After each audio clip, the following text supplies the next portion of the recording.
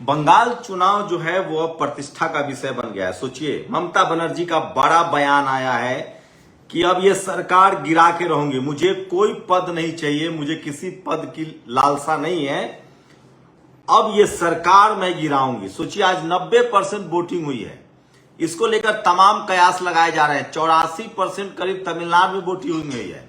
नतीजे 4 मई को आएंगे। असम में चुनाव है, तमिलनाडु में चुनाव है, केरल में चुनाव है, बंगाल में चुनाव है। बंगाल में कहा जा रहा है कि हर 100 व्यक्ति पर एक पैरामिलिट्री फोर्स की तैनाती की गई है। कहा जा रहा है कि वहां 400 अधिकारियों का तबादला हुआ है, 90 लाख लोगों के वोट काटे गए हैं। आज 90% वोटिंग हुई है, इसके क्या मायने हैं, इस पर भी बात करूंगा। सोचिए, आप समझिए कि कहीं 500 वोट है और वहां 50% वोटिंग हुई, मतलब 250 वोट पड़े। अब वोट ही बचे अगर 100 और 90% वोटिंग हुई तो 90 ही वोट पड़े, तो भी 140 वोटों का नुकसान है। लेकिन ममता बनर्जी ने अब इसे प्रतिष्ठा का विषय बना लिया और वो कह रही हैं कि हम अब बीजेपी की सरकार, नरेंद्र मोदी की सरकार, केंद्र सरकार को गिरा कर रहेंगे। क्या वो गिरा पाएंगी, ये बड़ा सवाल है। देखिए, ममता बनर्जी के हाथ में बहुत कुछ है। पिछली बार प्रधानमंत्री नरेंद्र मोदी इसलिए बाल बाल बच गए क्योंकि ममता बनर्जी ने ही बड़ा टांग अड़ाया था। उन्होंने ही एक बड़ा रोड़ा क्रिएट किया था और इंडिया गठबंधन जो बना था उसमें ममता बनर्जी प्रधानमंत्री को लेकर बहुत पॉजिटिव थी। उनको लगता था कि मैं ही प्रधानमंत्री बनूं। लेकिन अब धीरे धीरे बीजेपी के साथ सबके रिश्ते खराब हो रहे हैं।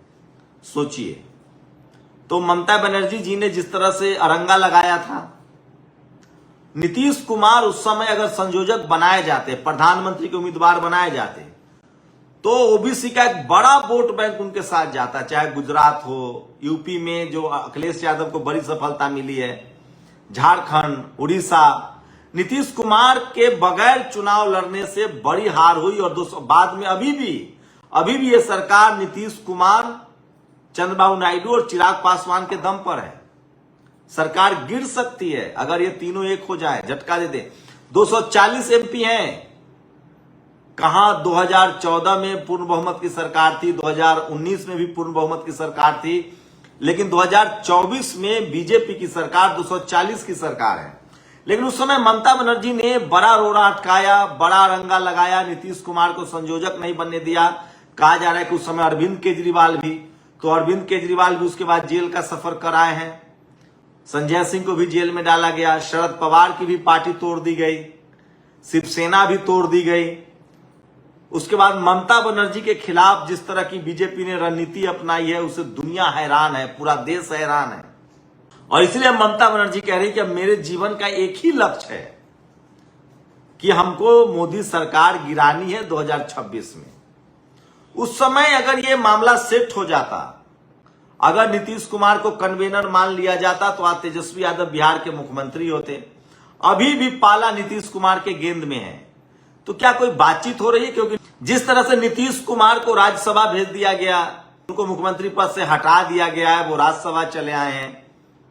क्या अभी बहुत कुछ बाकी है? राजनीति में कुछ भी हो सकता है। शरद पवार हो या फिर नीतीश कुमार हो, ममता बनर्जी हो, ये सब नाराज तो हैं। तो ममता बनर्जी के साथ इस बार जो हुआ है वो सब कुछ पब्लिक डोमेन में है। 400 अधिकारी बदले गए हैं। एसआईआर के संकट में सब है। संजय सिंह जेल में डाले गए, अरविंद केजरीवाल जेल में डाले गए। ममता बनर्जी के खिलाफ जिस तरह की रणनीति अपनाई है बीजेपी ने, नीतीश कुमार को मुख्यमंत्री पद से हटा दिया गया है। यहां तक कि सोचिए, जो चंद्रबाबू नायडू हैं वो भी परिसीमन को लेकर नाराज हैं। तो राजनीति में कुछ भी संभव है, बहुत कुछ हो सकता है। ये सरकार गठबंधन की सरकार है। नरेंद्र मोदी अभी उतने मजबूत नहीं है और तमाम विपक्षी नेताओं को लग रहा है कि अब पानी सर से ऊपर जा चुका है। भारत में लोकतंत्र की जड़ें गहरी हैं, डेमोक्रेसी की जड़ें गहरी हैं और सबको लग रहा है कि चुनाव आयोग को लेकर लोग सवाल उठा रहे हैं, मीडिया को लेकर लोग सवाल उठा रहे हैं, जिस तरह से बीजेपी चुनाव लड़ती है उसको लेकर लोग सवाल उठा रहे हैं। ऐसे में ममता बनर्जी का ये कहना कि ये सरकार गिर जाएगी 2026 में, और ये बड़ी खबर है। अगर ममता बनर्जी की वापसी होती है बंगाल में, तो भी ये संभावना है अगर वो चुनाव हारती हैं तो और वो जोर तोड़ लगाएंगी। तो चुनाव, मैं फिर कह रहा हूं, अति का अंत होता है। सोचिए, ये तो बात तय है कि एसआईआर में लोगों के नाम काटे जा रहे हैं, ये सबको पता है। ये भी तय है कि साम दाम दंड भेद। सोचिए, आज तक किसी ऐसे राज्य में अफसरों की ट्रांसफर पोस्टिंग नहीं होती है जहां बीजेपी की सरकार हुई है। ममता बनर्जी का आरोप है। तो देखिए क्या होता है। लेकिन नीतीश कुमार को 2024 में अगर ये लोग प्रधानमंत्री का उम्मीदवार मान लेते तो एक बड़ा फैक्टर था नीतीश कुमार, और आज भी सत्ता की चाबी नीतीश कुमार के पास है। अगर शिवसेना इनके साथ अब नहीं आएगी, आपको बता दें कि शरद पवार इनके साथ नहीं आएंगे, ममता बनर्जी की संभावना थी। कहा जाता था कि बीच में कि ममता बनर्जी की नजदीकियां बीजेपी से है, हो सकता है कि वो लोकसभा में समर्थन कर दें।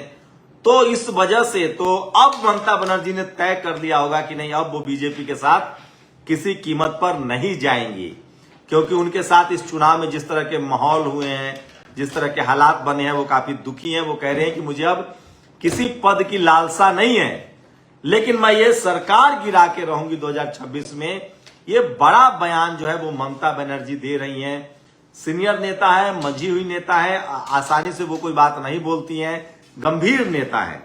तो क्या ममता बनर्जी की कोई बातचीत चल रही है? अखिलेश यादव ने पहले भी कई बार कहा है कि हम लोग तो खुद नीतीश कुमार को प्रधानमंत्री बनाकर विदा करना चाहते हैं।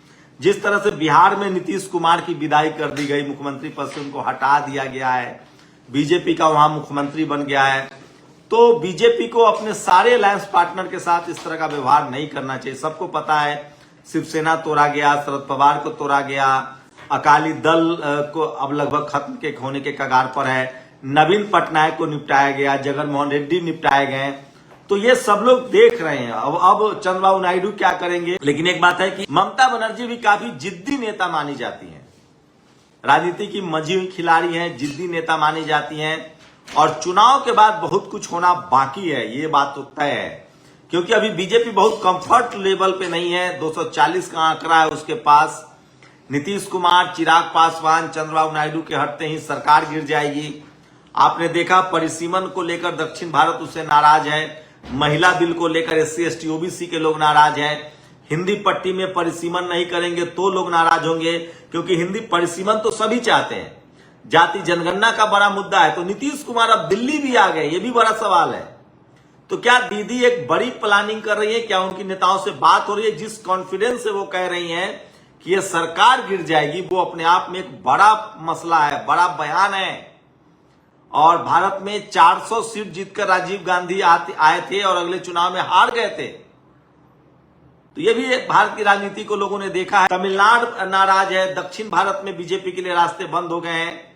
अगर वो परिसीमन करते हैं तो दक्षिण भारत नाराज होता है, अगर परिसीमन नहीं करते हैं तो बिहार, यूपी, झारखंड नाराज होता है। परिसीमन तो होना चाहिए जनगणना के बाद, कास्ट सेंसस भी होना चाहिए, क्योंकि बिहार, यूपी में जनसंख्या बढ़ी है, वहां लोकसभा की सीटें, विधानसभा की सीटें बढ़नी चाहिए। तो बीजेपी के लिए आने वाले दिनों में मुश्किलें तो होंगी, इसलिए वो आरक्षण को, महिला आरक्षण को परिसीमन के दायरे में लेकर आना चाह रहे हैं।